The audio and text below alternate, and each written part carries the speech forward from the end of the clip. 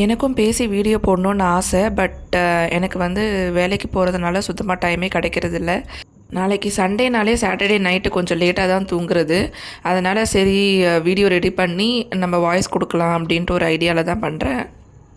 சரி, அப்படி இந்த வீடியோவில் வந்து நமக்கு தெரிஞ்ச விஷயங்களை, நமக்கு பிடிச்ச விஷயங்களை ஷேர் பண்ணலாம் அப்படின்ட்டு. அதாவது நிறைய பேருக்கு வந்து வேலைக்கு போய் சம்பாதிக்கிறதுன்றது பிடிக்கும். ஆனால் அதே மாதிரி வீட்டில் இருந்தும் ஏர்ன் பண்ணுறது பிடிக்கும், இல்லை வீட்டில் சும்மா இருக்கிறதும் பிடிக்கும். இதில் நான் எப்படின்னா அந்த 3வது கேட்டகிரி தான். வீட்டில் சும்மா இருக்கணும் அப்படின்ட்டு தான் ஆசைப்படுவேன் எனக்கு. ஆனால் நான் வந்து ஒர்க்கிங்கு, வேலைக்கு போயிட்டு தான் இருக்கேன். மேபி அதனால தான் எனக்கு அப்படி தோணுதானும் தெரியல. ஏன்னா எனக்கு ஒரு நாள் லீவு கிடைச்சாலே அப்பாடா அப்படின்ற மாதிரி கொஞ்சம் ரிலீஃபாக இருக்கும். நியூ இயர் ஒரு வருஷமும் தான் வருது. ஆனால் நான் நியூ இயர் வந்தால் என்ன விஷயத்தை நோட் பண்ணுவேன் கேலண்டர்லன்னு பார்த்தீங்கன்னா, கவர்மெண்ட் ஹாலிடேஸ் எப்போல்லாம் வருது அப்படின்ட்டு தான் நோட் பண்ணுவேன். மோஸ்ட்லி ஸ்கூல் சைடுன்றது நம்ம ஒர்க்குக்கு போகிறது வந்து இந்த கவர்மெண்ட் ஹாலிடேஸ்க்காக தான். வேலைக்கு போகிறதுன்றது அவங்களோட தனிப்பட்ட விருப்பம். சில பேர் கட்டாயத்தினால வேலைக்கு வருவாங்க, சில பேர் வந்து வீட்டில் சும்மா இருக்க முடியாமல் வேலைக்கு வருவாங்க. நானாக சொல்ல போனோன்னா கட்டாயத்தின் பேரில் தாங்க வேலைக்கு போகிறேன். ஆனாலுமே சம்டைம்ஸ் வந்து எனக்கு ஓகே அப்படின்ற மாதிரி தான் தோணும். ஏன்னா நம்ம வந்து நிறையா அப்டேட் பண்ணிக்க முடியும். அதனால தான் மாதம் நம்மளுக்கு சேல்ரி க்ரெடிட் ஆகும்போது நம்ம முகத்தில் வரும் பாருங்கள் ஒரு சந்தோஷம். அந்த சந்தோஷத்துக்கு ஒரு அளவே கிடையாது. நான் ஒர்க் பண்ணுற ப்ளேஸில் வந்து நிறைய பேர் இந்த விஷயத்தை அடிக்கடிக்கு யூஸ் பண்ணுவாங்க. எனக்கு இந்த வேலையே பிடிக்கல, ரொம்ப கஷ்டமாக இருக்குது, நான் ரிசைன் பண்ணலாம் இருக்கேன் அப்படின்னு சொல்லிட்டு சொல்லுவாங்க. நீங்களும் ஒர்க் போகிறவங்களாம் இருந்தீங்க அப்படின்னா இந்த மாதிரி ஒரு விஷயத்தை வந்து எக்ஸ்பீரியன்ஸ் பண்ணியிருப்பீங்க. அப்படி பண்ணியிருந்தீங்கன்னா கமெண்ட்டில் சொல்லுங்கள் தயவு செஞ்சு. எனக்கு வேலைக்கு போகிறதெல்லாம் ஒன்றும் பிரச்சனை இல்லை, போயிட்டு வரலாம், அதெல்லாம் ஒன்றும் ப்ராப்ளமே கிடையாது. நம்ம பாட்டுக்கு நம்ம வேலையை செய்ய போகிறோம். ஆனால் இந்த காலையில் டைமுக்கு ஏஞ்சி கிளம்பணும் அப்படின்றது தான் கொஞ்சம் ஒரு தலைவலி பிடிச்ச வேலை.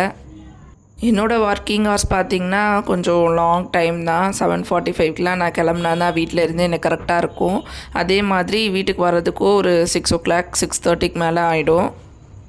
இவ்வளோ லாங் டைமாக ஒர்க் பண்ணுறதுனால எனக்கு வீட்டுக்கு வந்தாக்கா ஏதோ சாப்பாடு செஞ்சு சாப்பிட்டுட்டு தூங்கி இப்படி ஏந்துக்கிறதுக்குள்ள காலையில் விடிஞ்சிரும். திரும்பியும் அதே ரொட்டீனை நம்ம ஃபாலோ பண்ணணும். இப்படி தான் நம்மளுக்கு வீக் ஃபுல்லாக போயிட்டே இருக்கும். இந்த சாட்டர்டே ஈவினிங் வரும்போது கொஞ்சம் சந்தோஷமாக இருக்கும். அப்பா அடுத்த நாள் சண்டே கொஞ்சம் நேரம் தூங்கலாம் அப்படின்னு சொல்லிட்டு. அப்படியும் போயிட்டு நம்ம அந்த சண்டேயில் ஒரு 6 மணி இல்லைனா 7 மணி வரையும் தூங்கிட்டால் போதும், சண்டேவே முடிஞ்சு போயிடும். நானும் ஒவ்வொரு சண்டேவும் நினைப்பேன், நம்ம இதெல்லாம் செஞ்சு வச்சுக்கணும், ப்ரிப்ரேஷனாக இருக்கணும், நெக்ஸ்ட் டே வந்து மார்னிங் டென்ஷன் இல்லாமல் இந்த ஒர்க்லாம் பண்ணணும் அப்படின்ட்டு. ஆனால் நினைக்கிறதோட சரி, இதெல்லாம் நடக்கிறது வந்து எப்பயாவது ஒரு டைப் தான் நடக்கும். என்னை ஃபோர்ஸ் பண்ணி நான் எல்லா வேலையும் செஞ்சு முடித்தா தான் நடக்கும். அப்படி இல்லைன்னா ஃபோனு டிவி அப்படின்ட்டு போயிடும். ஏன்னா ரிலாக்ஸேஷன் வேணும் அப்படின்னு சொல்லிட்டு நம்ம என்ன பண்ணுறோன்னா கொஞ்ச நேரம் டிவி பார்க்க உட்காருவோம், இல்லைன்னா ஒரு ஃபோன் பார்க்க உட்காருவோம். டிவினா நான் இப்போ ஒரு படத்தெலாம் பார்த்தேன் அப்படின்னா கண்டினியூஸாக ஒரு 2-3 படத்தை பார்ப்பேன். அவ்வளோதான், அந்த சண்டே வந்து போயிடும். எனக்கு தெரிஞ்சு சண்டேவோட வீக் டேஸே எவ்வளவோ பெட்டர். ஏன்னா நம்ம காலையிலே எல்லா வேலையும் முடிச்சுட்டு வேலை கிளம்பி போயிடுவோம். ஈவினிங் வந்தோடனே எதனா சமைச்சு சாப்பிட்டுட்டு படுத்து தூங்குற மாதிரி தான் இருக்கும். ஸோ சண்டேவோட வீக் டேஸே பெட்ரு. எதனா நடுவில் ஒரு நாள் லீவ் கொடுத்துட்டாலும் 2 நாள் லீவ் வந்துருச்சுனாலும் அவ்வளோதான், நமக்கு அடுத்த நாளைக்கு கிளம்புறதுக்கு மனசே வராது. இந்த சின்ன குழந்தைங்க கூட ஸ்கூலுக்கு கிளம்பி போயிடுவாங்க, என் பொண்ணுலாம் கூட. ஆனால் எனக்கு வந்து அப்படியே கிளம்பணும்னு நினச்சாலே அழுகையாக வரும். ஐயோ போகணுமா அப்படின்ற மாதிரி. அஃப்கோர்ஸ் நான் ஸ்கூலில் தான் ஒர்க் பண்ணுறேன், எனக்கு அதனாலேயே என்னன்னு தெரியல அந்த மாதிரி தோணும். வீக் டேஸ்லேயே பரவாயில்ல, நான் எவ்வளோ ப்ரொடக்டிவாக இருக்கேன் அப்படின்ற மாதிரி எனக்கு ஃபீல் ஆகுது. காலையில் நான் 4 o'clock எழுந்தேன் அப்படின்னா வீட்டு வாசல்லேருந்து உள்ள வரையும் கோலம் போட்டுட்டு விளக்கெலாம் ஏற்றி வச்சு சாமிலாம் கும்பிட்டுட்டு நமக்கு டிஃபனோ இல்லை லஞ்சோ ஏதோ நமக்கு தேவையானதை செஞ்சுட்டு காலையில் கிளம்பி போகிற மாதிரி இருக்கும். ஈவினிங் வந்தோடனே என்ன சிங்கில் இருக்கிற பாத்திரம்லாம் கழுவி வச்சுட்டு எதனா சாப்பாடு செஞ்சு சாப்பிட்டுட்டு தூங்குற வேலை தான். ஸோ இது வந்து வீக் டேஸில் நம்ம ரெகுலராக பண்ணுறது. ஆனால் வீக்கெண்டில் வந்து கொஞ்ச நேரம் நம்ம தூங்கி எழுந்துச்சிட்டா போதும், அவ்வளோதான், முடிஞ்சது அன்றைக்கி சண்டேவே. எங்கள் வீட்டு பக்கத்தில் ஒரு சின்ன இன்சிடெண்ட் நடந்தது. இந்த இன்சிடெண்ட் பற்றி உங்கள்கிட்ட நான் ஷேர் பண்ணிக்கிறேன். ஆக்சுவலாக எங்கள் வீட்டு பக்கத்தில் ஒரு பாட்டி இருக்காங்க. அவங்களுக்கு வந்து நான் இந்த vlog எடுத்த ஈவினிங் தான். ஈவினிங் வந்து என்ன சொன்னாங்க அப்படின்னா, ஃபோன் கால் வந்துச்சு எனக்கு. இந்த வாட்டி பொங்கல் வந்தது சரியில்லை, அதனால் வீட்டுக்கு வெளியில் வந்து வாழையில போட்டு பச்சரிசி வச்சு அதுக்கு மேலே 2 அகல் விளக்கு ஏற்றி வைக்க சொன்னாங்க. அந்த மாதிரி எனக்கு கால் வந்துச்சு அப்படின்னு சொல்லியிருந்தாங்க. அதை வந்து எங்கள் அம்மாக்கிட்டேயும் ஷேர் பண்ணியிருந்தாங்க போல். எங்கள் அம்மா வந்து எனக்கு ஃபோன் பண்ணி இந்த மாதிரி சொல்கிறாங்க, அதனால் அந்த மாதிரி வாசலில் விளக்கு வெய்யி அப்படின்னாங்க. நான் வந்து ஃபஸ்ட்டு சிரித்தேன், அம்மா இதெல்லாம் நம்பாத அப்படின்ற மாதிரி. அப்புறம் எங்கள் அம்மா திட்டினாங்க, அது நல்லதோ கெட்டதோ ஏதோ ஒருத்தவங்க சொல்கிறாங்க செய் அப்படின்ற மாதிரி சொன்னாங்க. அவங்க வச்சுருந்ததை பார்த்துட்டு எங்கள் ஸ்ட்ரீட்டில் இருக்கவங்களாம் என்ன எதுக்காக வச்சுருக்கீங்கன்னு கேட்டு அவங்கள கேட்டதுனால அவங்களும் வந்து நான் இந்த மாதிரி பொங்கல் வந்தது வந்து இந்த வாட்டி சரியில்லையா அப்படின்னு சொல்லியிருந்தாங்க. அதை பார்த்து நான் வச்சேன். அதுக்கப்புறம் என்னை பார்த்து ஒரு 2-3 பேர், அதுக்கப்புறம் அவங்க சொல்லி ஒரு 4-5 பேர் அப்படின்ற ஸ்ட்ரீட் ஃபுல்லாக வச்சுருந்தாங்க. இந்த நம்பிக்கை வந்து எனக்கு தெரிஞ்சு ஒரு பொய்யான நம்பிக்கை தான், அவங்க ஸ்ப்ரெட் பண்ணி விட்டது தான். பட் விளக்கேற்றுறதுல வந்து எந்த பிரச்சனையும் இல்லை. நம்ம டெய்லியும் விளக்கேற்றுறோம், அதை வெளியே ஏற்றலாம் உள்ளேயோ ஏற்றலாம், அதில் ஒரு ப்ராப்ளமும் கிடையாது. ஆனால் இது பியோர் ஒரு மூட நம்பிக்கையான ஒரு விஷயம் இல்லையா? இதில் இன்னொரு ட்விஸ்ட் என்னென்னா, ஃபஸ்ட்டு அவங்க என்கிட்ட சொல்லவே கிடையாது, இது வந்து லாஸ்ட்டில் குப்பையில் எடுத்து போட்டுருணும் அப்படின்ட்டு.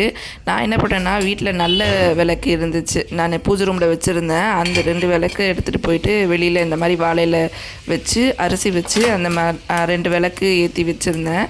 அவங்க என்ன பண்ணாங்க, திரும்பியும் விளக்கெலாம் எரிஞ்சதுக்கப்புறம் அந்த ஒரு கவரில் எடுத்துகிட்டு வந்து அது எல்லாத்தையும் அந்த கவரில் போட்டு குப்பையில் போடணும் அப்படின்னு சொன்னாங்க.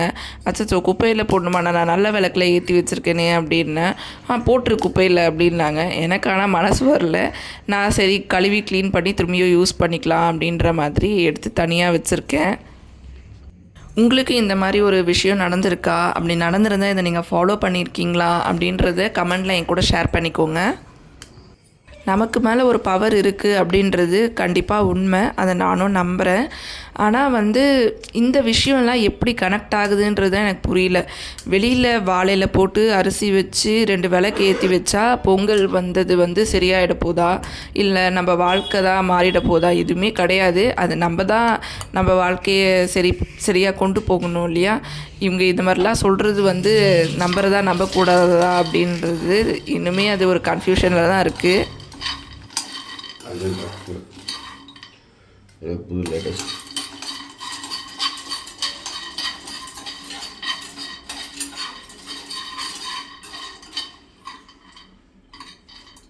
பார்க்குறேன். இதுக்கு தாங்கின்றியா பாடிக்கா?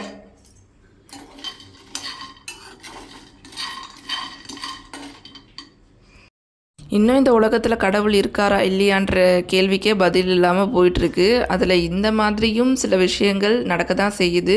இதை வந்து நம்ம தான் செய்கிறோம். ஏன்னா ஜோசியர் வந்து இதை பரிகாரம் பண்ணுங்க அப்படின்னு சொல்கிறாங்க. அதையும் நம்ம நம்பி பண்ணுறோம். இது வந்து நமக்கு மனசுக்கு ஒரு ஆறுதலே தவிர அந்த விஷயம் சரியாகுமா இல்லையா அப்படின்றது வந்து அது 2வது பட்சம்தான்.